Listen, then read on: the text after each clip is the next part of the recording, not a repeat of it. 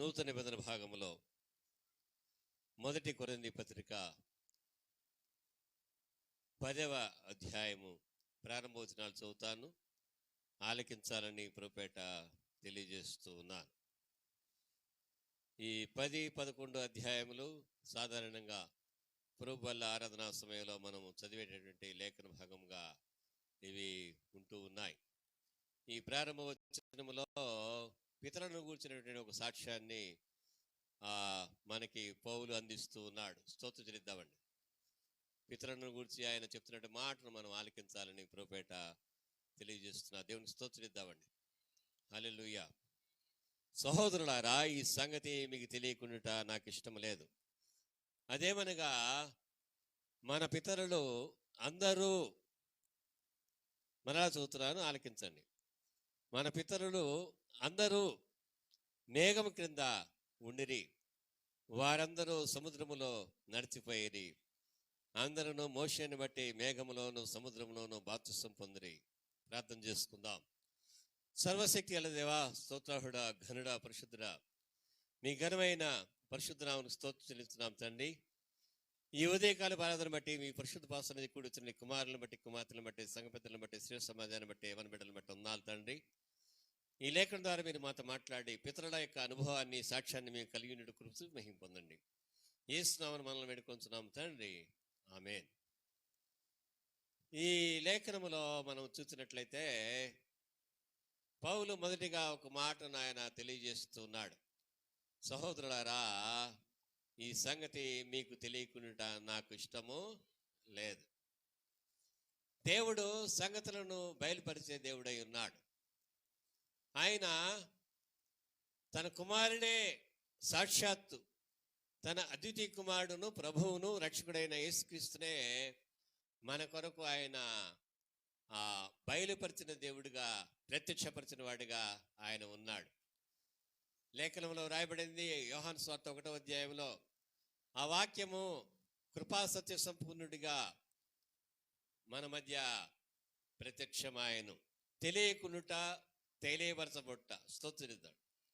Question paper చూసిన తర్వాత, అంటే ఈరోజు అంటే మర్చిపోయారులే కానీ పిల్లలు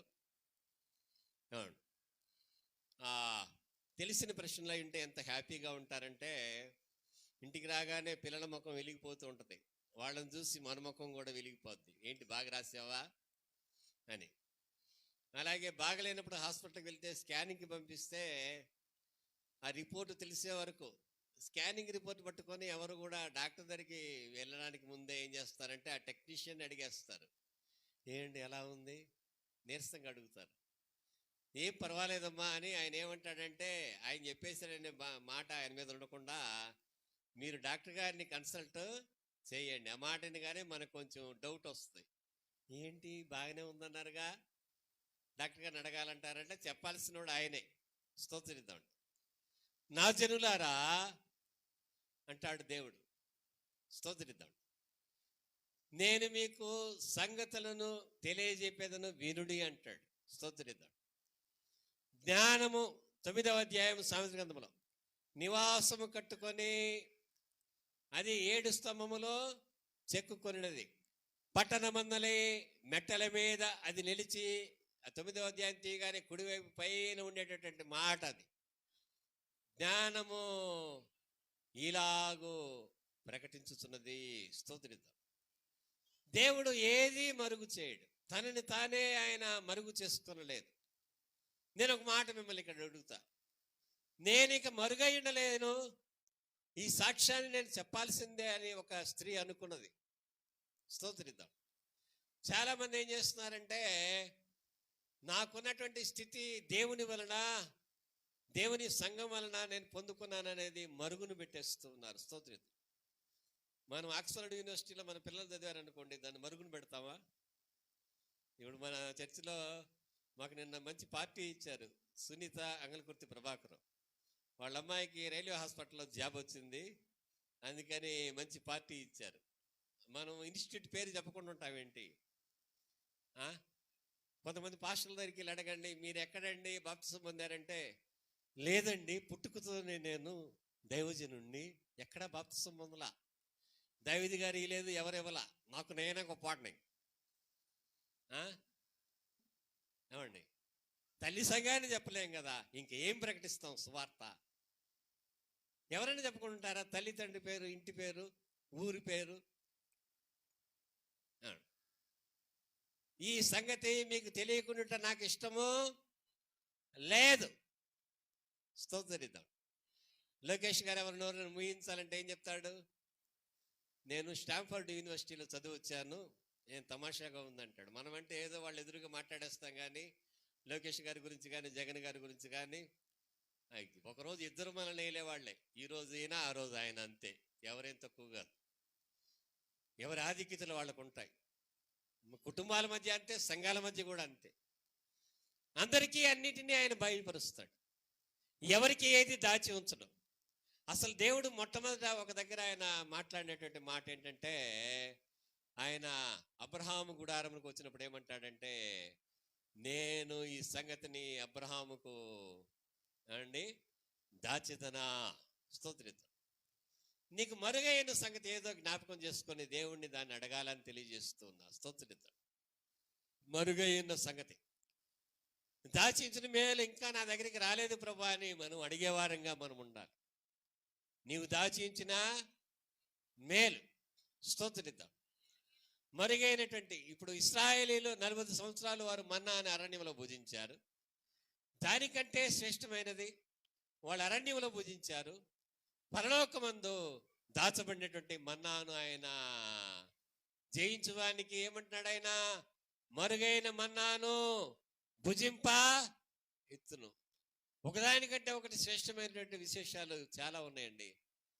ఒకరికంటే ఒకరిగా మన గర్భవాసాన్ని పుట్టేటువంటి బిడ్డలు, నా పిల్లలని కాదు, మన పిల్లలు, మీ పిల్లలు అందరూ కూడా ఎటువంటి వారిగా ఉండాలంటే దేవుని వలన బోధ పొందిన వారిగా, దేవుని వలన ఆధిక్యత పొందిన వారిగా, దేవుని వలన సంగతులు బయలుపరచబడి వాటిని ఎరిగినటువంటి వారై దేవుణ్ణి ఘనపరిచేటటువంటి ఆత్మబలాన్ని బిడ్డలు కలిగి ఉండాలని ప్రభుపేట నేను మనవి చేస్తున్నా. స్తోత్రిద్దాం. ఒకే కాలంలో ఇద్దరు మహాఘనులైనటువంటి వాళ్ళు ఉన్నారు. ఒకరేమో ప్రభు అయిన యేసుక్రీస్తు దేవుని కుమారుడిగా, ఆయనకి గొప్ప ఆధిక్యత ఉంది, ఆయన అద్వితీయుడు. స్తోత్రిద్దామండి. ఆయనకి సాటి అయిన వారు ఎవరు కూడా లేరు. కానీ అదే సమయమందు ఆయన ఇద్దరిని గొప్పవారిగా ప్రభు అయిన యేసుక్రీస్తు చెప్పాడు. మూడో వారిగా మనల్ని కలిపాడు. ఎవరో చెప్పండి? ఒకటేమో బాప్తిస్మం ఇచ్చేటటువంటి యోహాను. స్త్రీలు కలిగిన వాళ్ళలో యోహాను కంటే కూడా గొప్పవాడు ఎవరు కూడా లేరు. రెండో వాడేమో సొలొమోను గొప్పవాడు, కానీ సొలొమోను కంటే కూడా గొప్పవాడు ఇక్కడ ఉన్నాడు. అలాగే నా యందు విశ్వాసం ఉంచువాడు నాకంటే కూడా గొప్ప కార్యాలు చేస్తాడు. దేవుడు చెప్తే అలా మాట్లాడతాడు. నేనేమంటానంటే నేనే గొప్పవాడినండి. వెనకాల వాళ్ళు నవ్వుకుంటారు. ఏంటబ్బా ఇంకెవడు గొప్పవాడు రాడా సునీల్ గారి కంటే? ఏమ్మా, మిమ్మల్ని గొప్ప చేస్తే నేను గొప్పవాడిని, కానీ నేను గొప్పగా ఉన్నానంటే నేను ఎంతవరకు ఉంటానో మీకు తెలుస్తుంది కదా. నేను అర్థమయ్యేలాగా మాట్లాడుతున్నానా అమ్మా? ఈ ఉదయకాలం నేను చెప్పనుద్దేశించింది ఏంటంటే, ఈ సంగతి సహోదరులారా, ఈ సంగతి మీకు తెలియకుండా ఇది అపోస్తలుని మాట. అలాగే ఒక స్త్రీ, ఆమె వ్యాధిగ్రస్తురాలయ్యండి, నేను ఇక మరుగై ఉండలేనని తనను తాను బయలుపరుచుకుంది. విశ్వాసులమైన మనం కూడా నేను దేవునికి చెందిన దానిని, దేవుని వలన మేలు పొందినటువంటి వాడను, నేను మరుగై ఉండలేనని ఆయన పాదాలపై మనం పడవలసిన వారిగా ఉన్నాం. దేవునికి స్తోత్రాలు చెల్లిద్దాం. స్తోత్రాలు చెల్లిద్దామండి. ఇక్కడ ఏమంటున్నాడంటే ఆ సంగతి ఏంటంటే, మన పితరులందరూ కూడా మేఘము క్రింద ఉండిరి. ఈరోజు వాక్యం క్లుప్తంగా ఉంటుంది, స్పష్టంగా ఉంటుంది. అలాగే త్వరగా మనం ఇంటికి వెళ్ళిపోతాం. ఎంత హ్యాపీ న్యూస్. మా చిన్నప్పుడు ఆఫీస్ నుంచి మా నాన్నగారు ముందుగా ఇంటికి వచ్చేస్తే మేము భలే హ్యాపీగా ఉండేవాళ్ళం. స్తోత్రం తిరిద్దాం. నిన్న మా బాబు మా దగ్గరికి వచ్చాడు. వాళ్ళకి రీజనల్ ఆఫీసు మీటింగ్ పెట్టారు. ఆ మీటింగ్లో పాల్పొందడానికి ఆయన మెట్రోపాలిటన్ హోటల్కి అక్కడ స్టెల్లా కాలేజ్ దగ్గరికి వచ్చి ఇక్కడికి వచ్చాడు. అంతకుముందు రోజు వాళ్ళ ఇంట్లో చాలా పెద్ద పాము కనబడింది. ప్రేమ వాళ్ళ పెరట్లోకి వచ్చింది. అది కోడలు చూసి ఫోన్ చేస్తే ఆఫీస్ నుంచి ఆయన గబగబా వచ్చాడు. అది నింపాదిగా అక్కడక్కడ తెచ్చాడి ఆ నీళ్లు పోయేటటువంటి గుమ్మంలోంచి బయటికి వెళ్ళిపోయింది. అయితే చిన్నపిల్ల ఉంది, మరి ఆడపిల్ల కనుక ఆమె కూడా చాలా భయపడింది. ప్రేమ వచ్చాడు. ఆ తర్వాత నిన్న పాము కనబడింది. శుక్రవారం నాడు శనివారం మా దగ్గరికి వచ్చాడు. నిన్న లేటుగా వెళ్ళాడు. 10ంటికి అయిపోయింది వాళ్ళ మీటింగు. 12 అయింది ఇంటికి వెళ్ళేసరికి. వెళ్ళగానే ఆ పాము అక్కడే ఉందంట. ఇంకొక పాము వచ్చి అది వేరే వాళ్ళు వచ్చి చూశారు కానీ కనబడలా. ఇంక ప్రేమ ఏం చేశాడంటే తెచ్చాడుతుంటే దాన్ని ఆయన కొట్టేశాడు. కర్ర మీద 5 అడుగుల పైన పొడవు ఉంది. ఆయన చెప్పింది ఏంటంటే చిన్న పామేలే ఏం చేయదులే భయపడకంటున్నాడు. వాళ్ళ అమ్మ బాధపడతా ఉంటే నేను లేచి స్నానం చేయడానికి వెళ్ళిపోయా. ఇక వెళ్ళిపోగానే నాకు దుఃఖధ్వని వినబడుతూ ఉంది. నాయన పాముని ఇంకా చంపేయడానికి నా కుమారుడికి నువ్వు కృపించావు, ఏ విషపురుగు కూడా నా బిడ్డలు చేరకుండా నువ్వు కాపాడని ఆమె ఏడ్చి ప్రార్థన చేస్తూ ఉంది. నాకు అనిపించింది ఒకసారి మేలు కలిగాక ముందుకు కూడా నాకు తోడుగా ఉండని వేడుకుంటూ ఉండడమే కదా భక్తి అంటే. స్తోత్రిద్దాం. నీవు లేచి రేయి మొదటి జామున నీ పిల్లల కోసం నీవు మొరపెట్టి ఈ సంగతిని ఇర్మియా ద్వారా దేవుడు బయలుపరిచాడు. పితరులు మాట 2వ లైన్లో మొదలయ్యి అక్కడ పితరులని రాయబడింది కుడివైపు. క్రింద ఏముందంటే 3వ లైన్లో మేఘము క్రింద ఉండిరి. మేఘం అనగా అది కంటికి కనిపిస్తుంది కానీ దానిలో మనం ఉన్నా కానీ దాని యొక్క ఉనికి మనకు తెలియదు. చూచేవాళ్లకు మనం మేఘములో ఉన్నామనేది కనిపిస్తుంది. స్తోత్రిద్దాం. ఈ అనుభవం కావాలంటే ఎత్తైన పర్వతాల మీదకి మనం వెళ్ళాలి. నీలగిరి, అలాగే తిరుపతి లాంటి ప్రదేశాలు, విశాఖపట్నం దగ్గర లంబసింగి ఉంటుంది కదా, ఇలాంటి చోట్లకు మనం వెళ్తే, లేదు చలికాలము వర్షము వస్తే గాంధీ హిల్ ఎక్కినా కానీ మేఘాల మధ్య మనం ఉండొచ్చు. స్తోత్రిద్దాం. మనుషులు మేఘాల మీద చాలా పాటలు ఉన్నాయి. జనరల్గా ఉన్నాయి, లలిత గీతాలు ఉన్నాయి, సినిమా పాటలు ఉన్నాయి, క్రిస్టియన్ సాంగ్స్ కూడా ఉన్నాయి. స్తోత్రిద్దాం. ఎన్నెన్ని పాటలు విన్నామో స్తోత్రిద్దాం. ఒక మాట ఉంది, అదేంటంటే కాళిదాసు రాశాడు ఆ కావ్యాన్ని. దాన్ని ఏమంటారంటే మేఘ సందేశం. అది సినిమా పేరు కాదండి. మేఘ సందేశం అనేటటువంటిది అది కాళిదాసు రాసినటువంటి కావ్యం అన్నమాట. పౌరంతో సందేశాలు పంపేవాళ్ళు, మేఘంతో సందేశం పంపేవాళ్ళు. అలాగే ఆ సందేశాలు పంపడం చాలా రకాలుగా ఉంటుంది. మేఘ సందేశం. స్తోత్రితం. మేఘ సందేశం. ఈ మేఘ సందేశాన్ని గురించి ఒక మాట నేను మీకు అపోస్తల కార్యములో నేను మీకు జ్ఞాపకం చేయాలని ప్రభుపేట కోరుకుంటున్నాను. అపోస్తల కార్యములు 1వ అధ్యాయంలో మనం చూసినట్లయితే వ్రాయబడినటువంటి మాట దయచేసి చూడండి.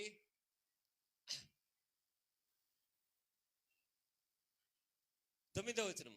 ఈ మాటలు చెప్పి వారు అనగా ఒలీవ పర్వతం వరకు ఆయనను వెంబడించినటువంటి శిష్యులు చూస్తుండగా, ఈ మాటలు చెప్పి వారు చూస్తుండగా ప్రభువైన యేసుక్రీస్తు ఆయన ఆరోహణం ఆయను.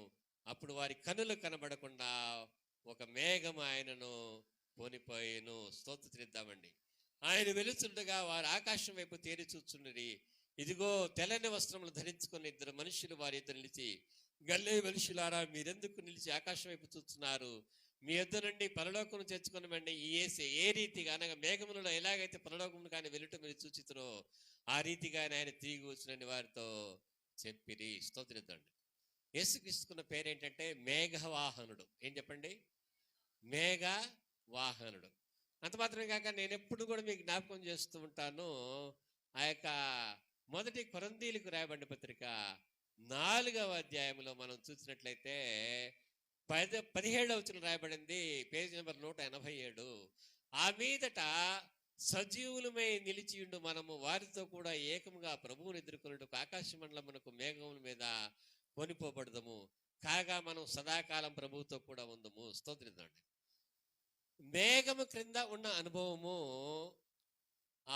మన పితరులకు ఉంది. అలాగే మేఘములలో ఆరోహణమైనటువంటి వాడుగాను మేఘవాహనుడుగాను యేసయ్య ఉన్నాడు.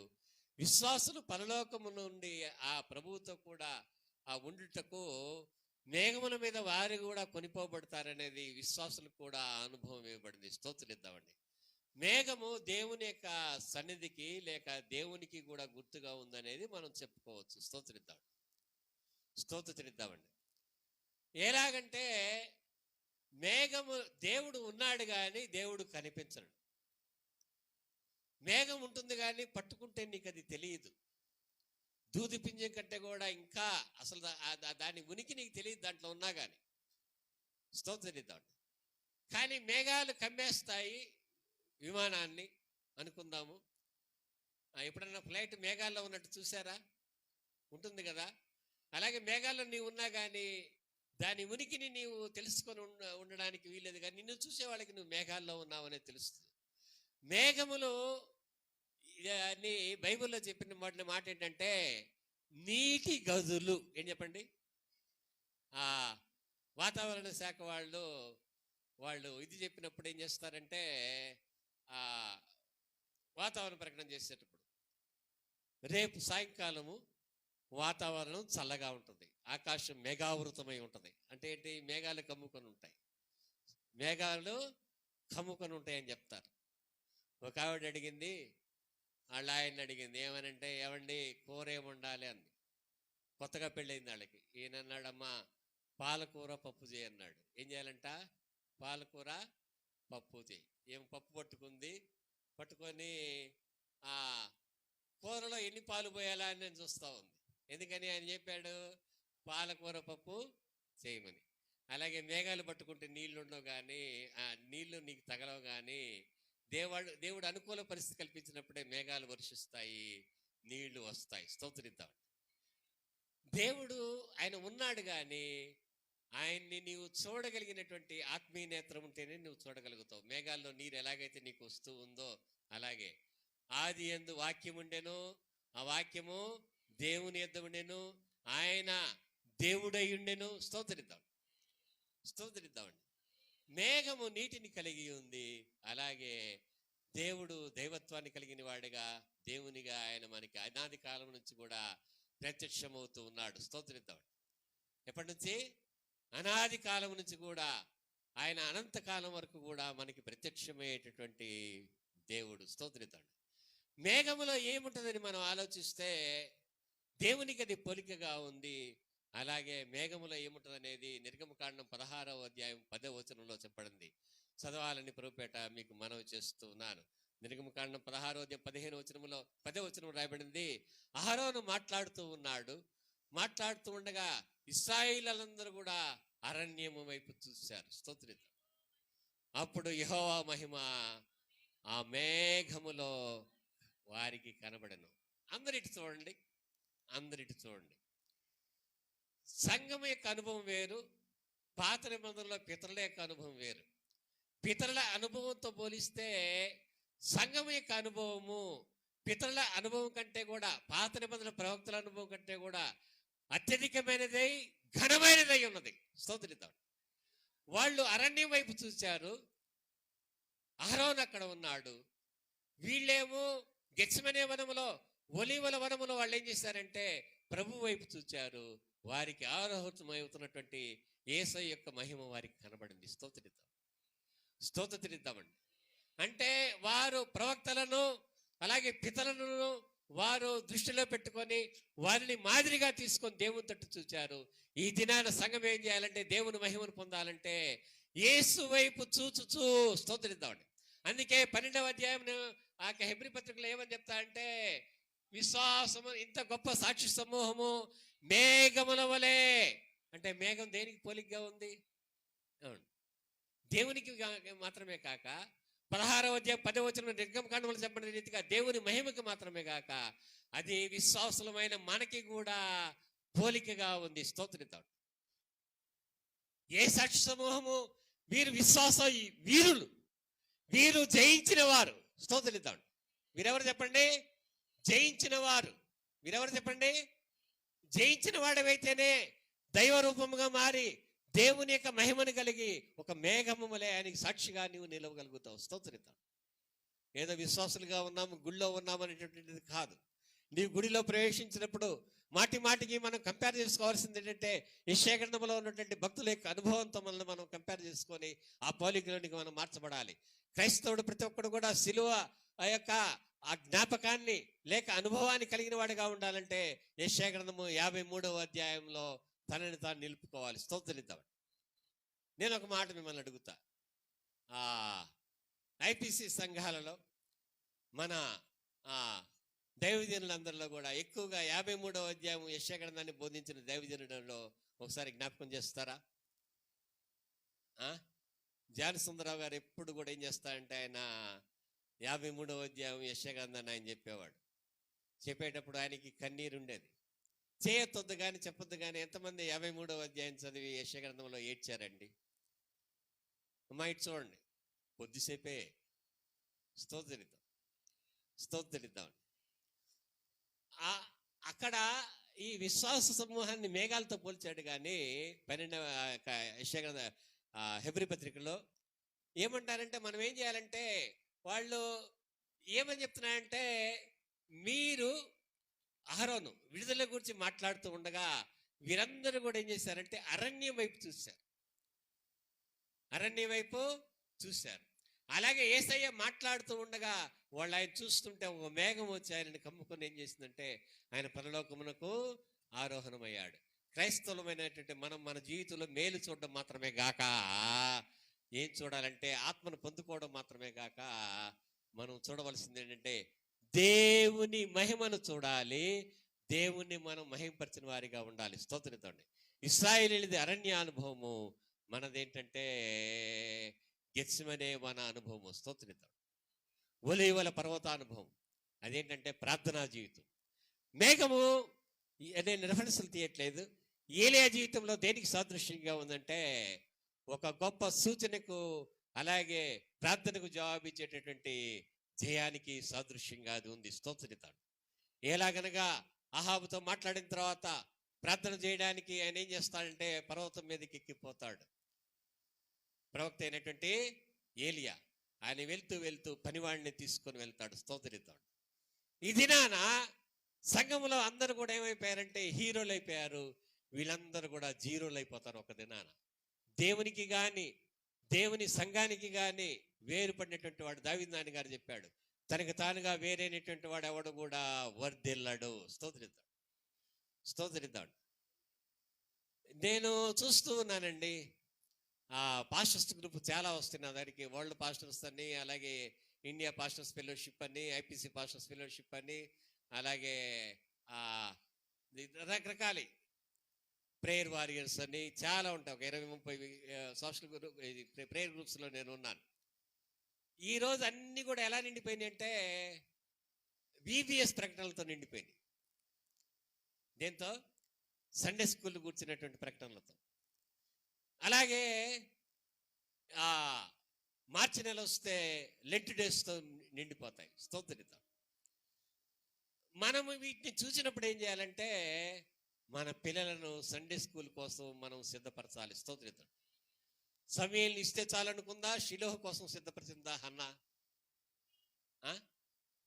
దేవుని గుడారం కొరకు సిద్ధపరిచింది. దేని కొరకు? దేవుని గుడారం కొరకు. ఈ దినాన ఏమి నాయకత్వం అంటే ఏమి తెలియని వాళ్ళు నాయకులుగా ఉండాలని కోరుకుంటున్నారు, కానీ ఏలే కింద పనివాళ్ళుగా ఉండాలని కోరుకోవడం. స్త్రీలు కనిన వారిలో బాప్తిస్మ యోహాను కంటే కూడా ఘనమైన వారు ఎవరు కూడా, గొప్పవాళ్ళు ఎవరు కూడా లేరు. కానీ ఏమంటాడంటే నేను ఒక పని చేయాలనే ఉద్దేశాన్ని కలిగి ఉన్నా అంటాడు. ఆయన ఏమంటాడంటే నేను ఆయన చెప్పుల వారు ఇప్పటికైనా కానీ యోగ్యుడను కాను. ఇదివరకు చెప్పుల వారు ఎలా అయిపోయేవాళ్ళంటే రాజులకి అలాగే ప్రవక్తలకి వాళ్ళకి, వీళ్ళేమో ఇలా కూర్చునేవాళ్ళు. ఆయన కాలు ఇక్కడ పెట్టేవాడు, వినయంగా వంగి ఆ లేసులు తీసేవాళ్ళు. ఈరోజు ఎంతమంది దైవ సేవకులకి పాద పరిచర్య చేస్తున్నారండి? ఒకసారి ఆలోచన చేయండి. ఒక పనివాడు ఏలియా ప్రార్థన చేసే చోటును ఎరిగిన వాడిగా ఉన్నాడు. స్తోత్రిద్దామండి. శిష్యులు యేసయ్య ప్రార్థించేటటువంటి గెత్సెమనే వనములో ఆయన ప్రార్థించిన చోటుని వారు ఎరిగిన వారిగా ఉన్నారు. స్తోత్రిద్దామండి. నీ తల్లి ప్రార్థించే చోటు నీవు ఎరిగిన వాడిగా నీవు ఉండాలి. నీ సంఘం నీ కోసం ప్రార్థిస్తున్నది అనేటటువంటి ధైర్యము నీలో ఉండాలి. స్తోత్రిద్దాం. ప్రార్థించే చోటును మనం ఎరిగి ఉన్నామా? ఏలియా ప్రార్థన చేస్తూ తన పనివాడిని పిలిచి నీ వెళ్ళి చూసి రమ్మన్నాడు. 2-3 వారాలు ఆ పిల్లవాడు వెళ్ళిన తర్వాత వచ్చి ఏమంటున్నాడంటే, ఇదిగో అరచెయ్యంత మేఘము ఆకాశమున పర్వతం నుంచి పైకి లేచి వస్తూ నాకు కనిపిస్తుంది. స్తోత్రిద్దాం. మేఘము ప్రార్థనకు జవాబుగా ఉంది. యాకోబు పత్రిక చెప్తూ ఉంది, ఏలియా మన వంటి మనుషుడైనప్పుడు కూడా అతడు ప్రార్థింపగా ఆకాశము వర్షింపలేదు, మరలా అతడు ప్రార్థించగా ఆకాశము, ఇక్కడ రాయబడింది, మోపైనటువంటి వాన. ఈ దినాన ప్రపంచం అంతా కూడానండి పితరుల మేఘం క్రింద ఉన్నారు. మమ్మల్ని కప్పి ఉంచి మా దాహాన్ని తీర్చేటటువంటి వర్షించే మేఘాలు మాకు కావాలని కన్నీటితో చూస్తూ ఉన్నాడు. స్తోత్రిద్దాం. నేను అది కాంట్రవర్సీ అవుతుందని నేను పోస్ట్ పెట్టలేదు, కానీ నేను గూగుల్లో చూశానండి. అది గ్రూప్లో కూడా పెట్టడం జరిగింది. నేను ఈ దినాన నదులు, చెరువులు ఎండిపోయినాయని ప్రభుత్వం ప్రకటించే స్థితికి వచ్చేసింది. స్తోత్రిద్దాం. ఒక మాట నేను మీకు జ్ఞాపకం చేస్తా. మే నెల 3వ వారానికి మనకి 2 రోజులకు ఒకసారి నీళ్ళు ఇచ్చినా కానీ ఆశ్చర్యపోవాల్సిన అవసరం లేదు. ఎందుకని మేఘం క్రింద మనము లేము, మన పితరులు ఉన్నారు. మన పితరులకు ఆ సాక్ష్యం ఉంది. సమృద్ధి అయినటువంటి నీరు. ఇదివరకు ఎలా ఉన్నాయంటే బయటికి వెళ్తే తోటల్లోకి వాటిలోకి నీరు నిలిస్తే దోశలతో కప్పి తీసుకొని తాగేటటువంటి వాళ్ళు. బావుల్లో నీళ్లు తాటి ఆకును కొట్టి దాన్నే ఇదిగా చేసి పాత్రగా చేసి నీళ్ళు తీసుకొని తాగేవాళ్ళు. ఆరోగ్యం ఏమయ్యేది కాదు. ఈ దినాన నీవు నదిలో నీళ్ళు, కృష్ణానది కొట్టుకెళ్ళి మధ్యలో నీళ్లు తాగలేవు, ఒడ్డు నీళ్లు కొన్ని నీళ్ళు తాగలేవు. ఎలా ఉంటాయి? మైక్రోస్కోప్ పెట్టుకొని చూస్తే కనబడుద్ది ఆ నీళ్ళు ఎలా ఉంటాయి అంటే. జీవితంలో నీళ్లు తాగలేము. మైక్రోస్కోప్లో కనుక నీళ్ళను చూస్తే నదుల్లో దొరికే నీళ్లు. ఈ దినాన సంఘాలు పితరుల అనుభవాన్ని అవి కోరుకోవడం లేదు, ప్రార్థించే ఏలియాలని కోరుకోవడంలా. స్తోత్రం. పితరులు ఏం చేశారు? అరణ్యం వైపు చూసినప్పుడు వారికి మేఘం కనబడింది. ఆ మేఘములో దేవుని మహిమ వారికి కనబడింది. స్తోత్రం. మేఘం ఏం చేసేదంటే, ఆ మేఘము, ఆ మహిమ వారి మీద, ఆ ప్రత్యక్ష గుడారం మీద నిలిచినప్పుడు వాళ్ళు ఏం చేసేవాళ్ళు అంటే బస్ చేసేవాళ్ళు. మేఘము లేవగానే వీళ్ళు ప్రయాణాలు చేసేవాళ్ళు. అంటే మేఘం ఎలా ఉందంటే దేవుని యొక్క నడిపింపుకు అది సాదృశ్యంగా ఉంది. స్తోత్రం. అంటే మేఘస్తంభము, ఇశ్రాయేలీయులు వెంబడించినటువంటి మేఘస్తంభం ఏంటంటే guiding pillar provided by God. స్తోత్రం. అండి ఏమి రాబడింది మనం చూసినట్లయితే ఈ యొక్క నిర్గమకాండము 14వ అధ్యాయం 19-20 వచనాల్లో రాయబడిందండి. మేఘము నీడనివ్వడం మాత్రమే కాకుండా, మేఘం వారికండి నడిపించడం మాత్రమే కాకుండా, పితరులు మేఘం క్రింద ఉన్నారంటే దానిలో అర్థం ఏంటంటే వారు దేవుని కాపుదల కలిగిన వారిగా ఉన్నారు. స్తోత్రిద్దామండి. రాయబడేటువంటి మాట 19వ వచనము నిర్గమకాండం 14వ అధ్యాయం 56వ పేజీలో ఈ మాట ఉందండి. ఇశ్రాయేలీయుల ఎదుట సమూహమునకు ముందుగా నడిచిన దేవదూత వారి వెనుకకు పోయి వారిని వెంబడించెను. ఆ మేఘస్తంభం వారి ఎదుటి నుండి పోయి వారి వెనుక నిలిచి చేతులతో కప్పి ఉంచినట్లుగా దేవుడు ఏం చేస్తున్నాడంటే మేఘముగా వారిని ఆయన ప్రొటెక్ట్ చేస్తూ ఉన్నాడు. స్తోత్రం. ఈ దినాన మనమండి దేవుని వలన మనము కాపుదలలో ఉండవలసిన వారుగా ఉన్నాం. మనల్ని మనం కాపాడుకునే స్థితి పోయింది. స్తోత్రిద్దామండి. దేవుని సహాయం నాకు అవసరము. నీ సహాయం వలన నేను సైన్యములను జయింతును, నేను ప్రాకారములను దాటుతున్నాను. కీర్తనకారుడు చెప్పిన మాట మనం చెప్పగలిగిన వారిగా మనం ఉండాలి. స్తోత్రిద్దాం. మేఘం ఎలా ఉందంటే మనము దేవుని యొక్క శోధింప శక్యము గాని, పరిశీలింప శక్యము గాని ఆయన యొక్క మర్మమైనటువంటి దేవత్వ గుణలక్షణాలకు అది సాదృశ్యంగా ఉందని 97వ కీర్తన 2వ వచనంలో మనం చూస్తున్నాం. దయచేసి ఆ మాట చూడాలని ప్రభుపేట మీకు మనవి చేస్తున్నాను. వ్రాయబడినటువంటి మాట 97వ కీర్తన 2వ వచనాన్ని మనం చదువుకుందామండి. దయచేసి చూడండి. మేఘాంధకారములు ఆయన చుట్టూను ఉండును. స్తోత్రిద్దాం. ఎలా ఉంటాయంట? మేఘాంధకారములు ఆయన చుట్టూ కూడా ఉంటాయి. దేవుడు ఏం చేశాడంటే మనం చూసినట్లయితే ఆదికాండం 9వ అధ్యాయంలోనండి ఆయన తన మహిమను మాత్రమే గాక మేఘములు ఆయన ఏమి నిలిపి ఉంచాడంటే మనకు సమాధానమైనటువంటి ఒక గుర్తును ఆయన ఉంచినట్లుగా మనము చూస్తున్నాం. అది ఎక్కడుందా మాట చూడండి దయచేసి. ఎక్కడ? 9వ అధ్యాయము ఆదికాండము 13వ వచనం రాయబడింది. మేఘములో నా ధనస్సును నేను ఉంచుతిని. మేఘములు ఎన్ని ఉన్నాయో, మేఘములో దేవుని యొక్క మహిమ ఉంది. మేఘములో ప్రార్థనకు జవాబుగా ఆ యొక్క వర్షం వచ్చిన దానికి గుర్తుగా అరచేతి ఎంత మేఘం కనిపించినట్లుగా మనం చూస్తున్నాం. మేఘస్తంభముగా వారికండి పగటి వేళ ఆయన నేను ఆ ఎండ తీవ్రత నుంచి వారిని కాపాడినాడు, వారిని నడిపించినాడు. స్తోత్రితాడు. ఇప్పుడు ఈ సెల్ ఫోన్లోనే మనం ఏం చేస్తామంటే మా ఇంటికి రానేటటువంటి మాట వింటాము. వాళ్ళ ఇంటికి వెళ్ళడానికి ఏం చేస్తాము, నాకు లొకేషన్ పెట్టి అంటాము, లేదంటే ఏరియా తెలిస్తే మనమే పెట్టుకొని వెళ్ళిపోతాం. అవునా కదా? అంతకంటే ఎక్కువ మేఘములో ఉన్నాయి. ఇది కాసేపు ఉంటుంది, రీఛార్జ్ చేయకపోతే కష్టం. అవును. ఇప్పుడు ఉక్రెయిన్లో యుద్ధం వచ్చింది, ఇరాక్ దేశంలో యుద్ధం వచ్చింది, అలాగే ఇజ్రాయెల్ దేశంలో యుద్ధం ఉంది. పవర్ పోతే ఎంత ఖరీదైన ఫోన్ ఉన్నా కానీ దాన్ని రీఛార్జ్ చేసుకోలేవు కదా. అలాగే నీకు ఆ టవర్ నుంచి ఇవి వస్తాయి. అవును. ఆ టవర్ కనుక విచ్ఛిన్నం చేస్తే నీకేమాత్రం కూడా ఇందులోకి సిగ్నల్స్ రావు.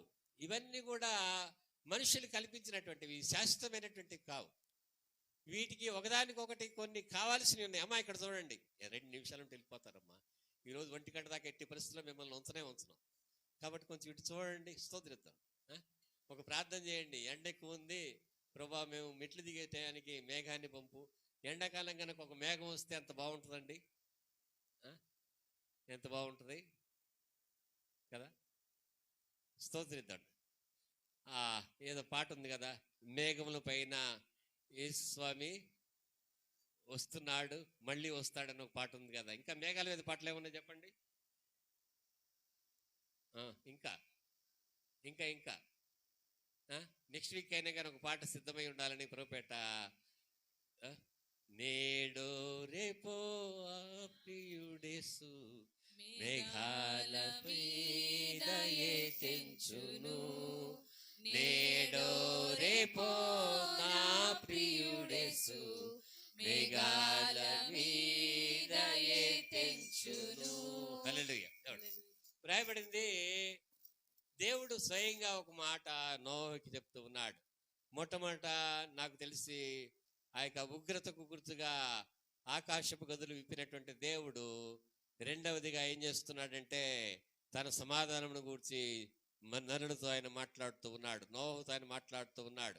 ఏమంటున్నాడంటే, నా యొక్క తరతరములకు జీవరాశులకు మీతుకు మధ్య నేను ఏర్పరచున్న నిబంధనకు గుర్తు ఇదే అని 12వ వచనంలో చెప్పిన దేవుడు ఆది కాండము 9వ అధ్యాయంలో, మేఘములో నా ధనుస్సు ఉంచితిని, అది నాకును భూమికి నీ మధ్య నిబంధనకు గుర్తుగా ఉండును. స్తోత్రిద్దాం.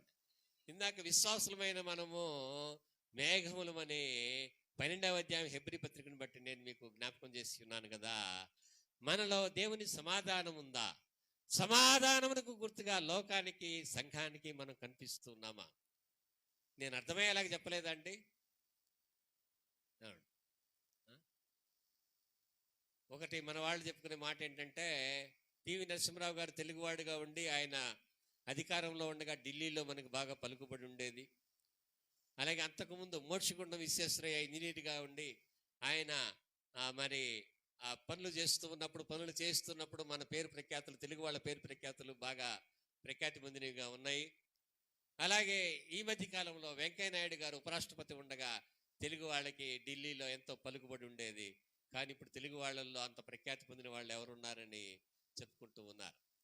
అలాగే నోహ ఎదుట మేఘములు నిలిపి దేవుడు ఆ మేఘములు ఏం చేశాడంటే సమాధానమునకు, నిబంధనకు గుర్తుగా ఉన్నటువంటి ఆ యొక్క మేఘధనస్సును ఆయన పెట్టాడు. దాన్ని మనం ఏమంటున్నామంటే ఆంగ్లంలో రెయిన్బో అంటున్నాం. ఏమంటున్నాం చెప్పండి? అన్నిటికంటే అందమైనది ఏంటంటే రెయిన్బో.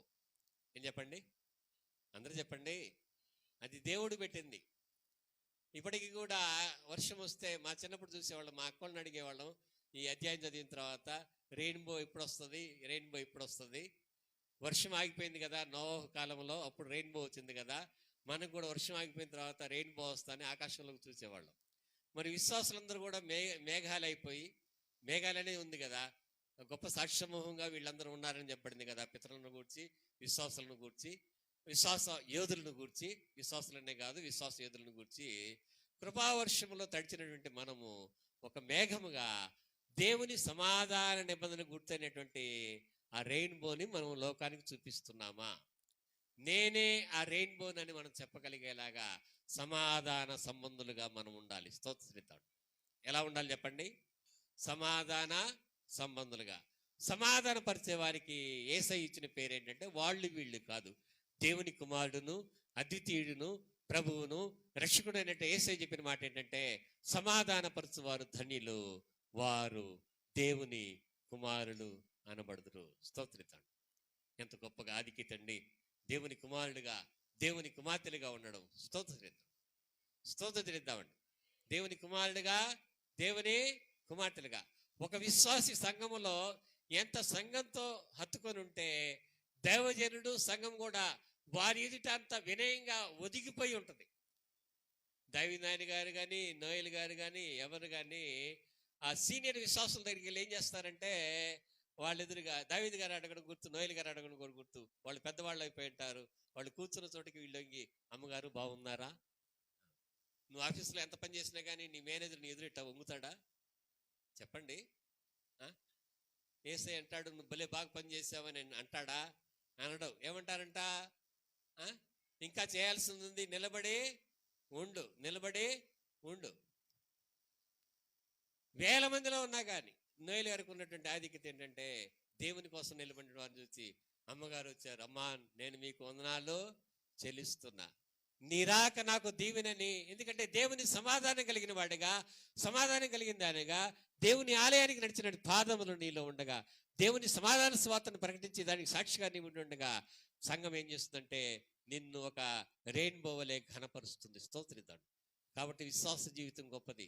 నమ్మకమైన వానికి మెండైన దీవెనలు కలుగును. స్తోత్రిద్దాండి.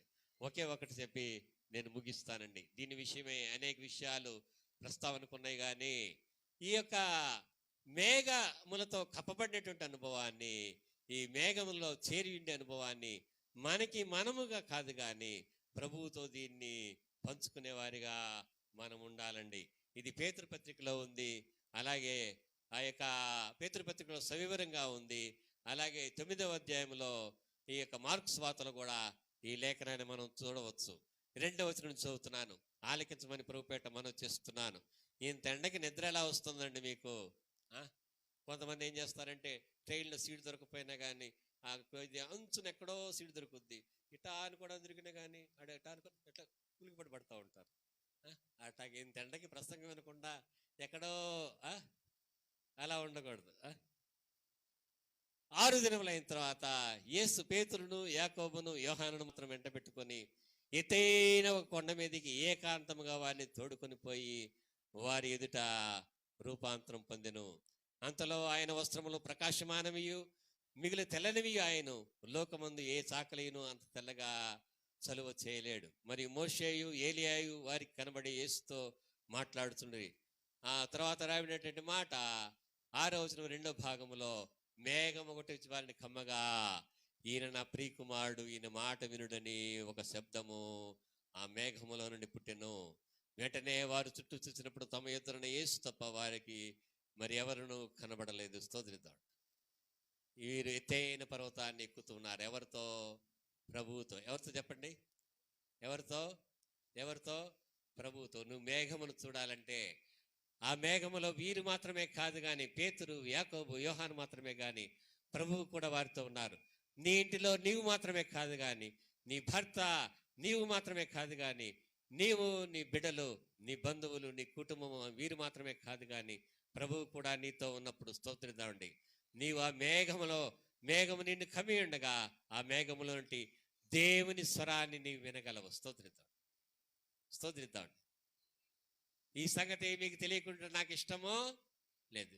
చాలా సంగతులు మనకి తెలియని దాన్ని బట్టి నా భక్తి ఫలించలేదని మనం అనుకుంటూ ఉన్నాం. దేవుడు ఏమన్నాడు? మొదటి సమూయేలు గ్రంథం 16వ అధ్యాయంలో నీవు లేచి నీ కొమ్ము తైలముతో నింపు.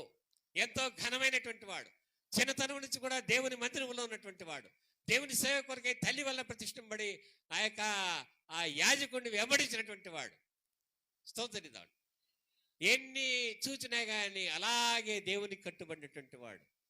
ఆ సమూయేలుతో దేవుడు ఏమన్నా అంటే నువ్వు అక్కడికి వెళ్ళి ఆ యెషయి కొడుకు దావీదుని అభిషేకం చేయని చెప్పాడా? ఒకరు కాదు, ఇద్దరు కాదు, 7గురు ముందుకు వచ్చినా కానీ ఎవరి పేరు కూడా చెప్పలా. నువ్వు 7 సార్లు కాదు 70 సార్లు ప్రార్థన చేయి, కొన్నిసార్లు దేవుడు నీకు చెప్పపోయిన దాన్ని బట్టి రాలేదనుకుంటే ఎలాగా? స్తోత్రం తిడతాడు. మా బంధువులు వీళ్ళందరూ ఏమనే వాళ్ళంటే వీడికి ఎల్లినడిసిని పట్టింది, ఇది పోదు. అట్టా పడతా పడతా అలవాటైపోయి ఆ అలవాట్లోనే ప్రాణం పోద్దంట నాది. మంచి నేను చూడను, మనుషుల మాటలు ఎలాగుంటాయి. నువ్వు బాగుపడతావేంటి, మేము చూడమా, నువ్వు అంత గొప్పవాడువా, నీకు ఉపదనం మాకు తెలియదా? ఇటు రోడ్డు మీదకి వెళ్ళి ఎలక్షన్లు అవుతుంటే ఎవరికైనా చేయగొడతాడు, కానీ బంధువులు ఇరుగు పొరుగు వాళ్ళు, గుళ్ళో వాళ్ళు ఒకరినొకరు గొప్ప అస్సలు చేసుకోరు. కార్పొరేటర్ లేవగానే అయ్యా రండి రండి రండి సార్, మా ఇంటికి వచ్చాడు గొప్ప. ఎమ్మెల్యే రాగానే అయ్యా, ఎంపీ రాగానే ఏ పార్టీ వాడు వచ్చినా అయ్యా అంటాం. కానీ సాటి విశ్వాసం వస్తే మాత్రం ఎలిజబెత్ మరియమ్మ వందనాలు చెప్పుకున్న రీతిగా వందనాలు చెప్పుకుంటామా? మోషే అలాగే అహరోను ముద్దాడుకున్న రీతిగా ఒకరినొకరు మనం గౌరవంగా ప్రేమపూర్వకంగా వందనం చేసుకుంటామా? స్తోత్రం. ఎందుకని వాళ్ళు మంచివాళ్ళు అనకపోతే ఏమవుద్ది? నిన్ను వాడు తిరగనీయడు, లోకానికి చేయగొడుతున్నాం. కానీ ఈ ముగ్గురు ఏకీభవించారు. ఈ ముగ్గురు కూడా యోహాను పత్రికలో ఉంది. ఈ ముగ్గురును ఏకీభించిన వారైనారు. ఎవరనగా త్రిత్వములో దేవుడు ఏకీభవించాడు. తండ్రి కుమార పరిశుద్ధాత్మగా ఆయన ఏకీభవించాడు. ఏకీభవించి ఆయన ఏం చేస్తున్నాడంటే సాక్ష్యం ఇస్తూ ఉన్నాడు. దేవుడు స్తోత్రితాడు. దేవుడు సాక్ష్యం ఇచ్చేవాడిగా ఉన్నాడు. ఏలియాతో ఏకీభించిన వాడిగా ఉండి పనివాడు ఏం చేస్తున్నాడంటే ఏలియా దగ్గరికి వచ్చి సాక్ష్యం ఇస్తూ ఉన్నాడు. స్తోత్రితాడు. మన సంఘంలో పాపులర్ అయిన మాట ఏంటంటే, ఒక మహాతల్లి ఉంది, దేవుని దయ వల్ల వెళ్ళిపోయింది. ఆమె ఏరా పాస్టర్ గారు పని చేయమని పిలిస్తే వెళ్ళాలారా ఏంటంట? పాస్టర్ గారు పని చేయమని పిలిస్తే ఏ పని చెప్తాడు పాస్టర్ గారు? గుడిలో పనే కదా చెప్తాడు. అంటే గుడి పని చేయొద్దు అనమాట. ఆడు నీ చేతికి రాకుండా పోతాడు, చూసుకో కావాలంటే. దేవుని పని కోసం నువ్వు చేయి చాచలేకపోతే, దేవుని పని కోసం దావీదు ఏం చేశాడు? చేయి చాచి అన్ని సమకూర్చి పెట్టాడు. యవనస్తులైన తన కుమార్తెతో చెప్పాడు, ఇంత విస్తారమైనటువంటి సామాగ్రి నేను నీ కొరకు సమకూర్చి ఉంచా. మనమైతే ఏమంటావు అంటే, నాన్న ఈ గ్రూప్ తీసుకోమంటున్నావు, నేను చదవగలనో లేదో నీకు తెలుసా? నేను ఇంజనీర్ అవ్వాలి, డాక్టర్ కావాలంటే నీ ఇష్టమేనా? నేను రెవెన్యూలో ఒక ఆఫీసర్గా ఉండాలని కోరుకోవడం నీ ఇష్టమేనా? సొలొమోను ఏం చేయాలో తండ్రి అయిన దావీదు ఇష్టం. విశ్వాసం ఎలా ఉండాలో పాస్టర్ గారి ఇష్టం. దేవుడు అలాగూ చేయమని సమూయేలుకి చెప్పిన రీతిగా నీ విషయమై సమూయేలుకి ఎలాగైతే యెషయి కుమారుడైన దావీదుని గురించి చెప్పాడో నీ విషయమే దేవుడు సంఘ కాపరికి చెప్తాడని నీవు జ్ఞాపకం ఉంచుకోవాలి. స్తోత్రిస్తాడు. ఆయన ఏమన్నాడు? ఎత్తైన పర్వతం మీదకి మనం వెళ్దాము రండి. ప్రభువుతో నువ్వు నడిస్తేనే దేవుని మేఘములో నీవు ఉండగలవు. ఉండేది నీవు మాత్రమే కాదు, కానీ ప్రభువు కూడా నీతో ఉంటాడు. స్తోత్రిస్తాడు. ఎవరుంటారు చెప్పండి? నీతో ఉంటాడు. నీతో కూడా వచ్చేవాడు. ఆయనతో కూడా మనం నడవాలి, ఆయనతో ఉండాలి. ఆయన ఉన్న చోట ఏమంటాడు? యేసయ్య 14వ అధ్యాయంలో, నేనున్న చోట మీరును ఉండు లాగునా. స్తోత్రిస్తాడు. ఆయన మనం ఉన్న చోట స్తోత్రిస్తాడు. ఆ యాయిరు కుమార్తెను లేపినప్పుడు వీళ్ళు ఉన్నారు, రూపాంతర అనుభవంలో వీరు ఉన్నారు. ఎందులోనైనా కానీ ప్రభువుతో ఉండేవాడినిగా మనం ఉండాలి. స్తోత్రిస్తాడు. సంఘంతో ఉండేవాళ్ళుగా మనం ఉండాలి. దేవుడు మన విషయమే సెలవిచ్చే సాక్ష్యాన్ని వినేవాళ్ళుగా మనం ఉండాలి. స్తోత్రం. కానీ మనకు మనంగా మిగిలిపోకూడదండి. ప్రభువుతో ఉందాం, దేవుని స్వరాన్ని విందాం. దేవుడి మాటలు మనం ఎన్నికల్లో దీవించును గాక.